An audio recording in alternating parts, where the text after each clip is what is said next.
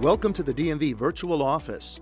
To use this convenient online tool, you'll begin by choosing the appropriate transaction, which is located at the bottom of the Virtual Office homepage. In this case, choose Vehicle Registration Renewal.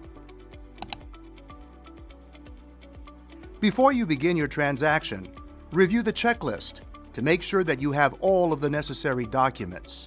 Then, select Start DMV Virtual Registration Renewal. You'll find the button on the left side of the screen. You will then be asked to provide your contact information.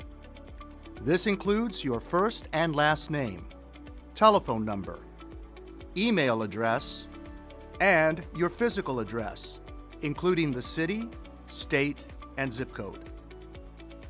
In the next section, describe the service you want to complete.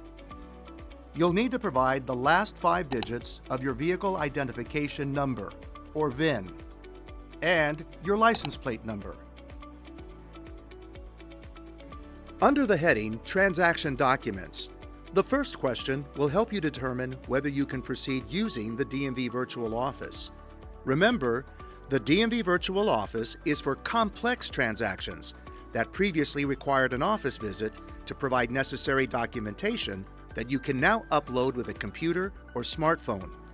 If you don't meet this criteria, you'll be instructed to use DMV's online registration renewal system, which will be much faster.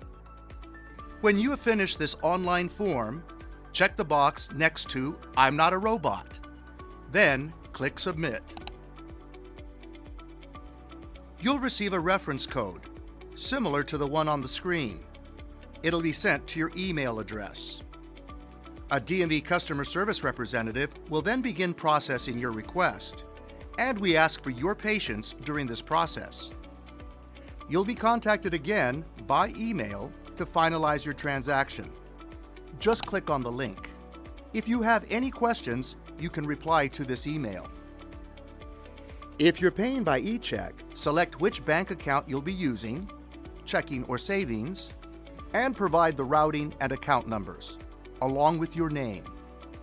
This illustration shows you where you can find this information on a check. If you're paying by credit card, provide the requested information, such as the name that appears on your card, your account number, expiration date, and security code. Remember, you must submit payment and all necessary documents to complete the transaction. If there are any questions about your application, a customer service representative will contact you. Otherwise, you'll receive a transaction complete notice.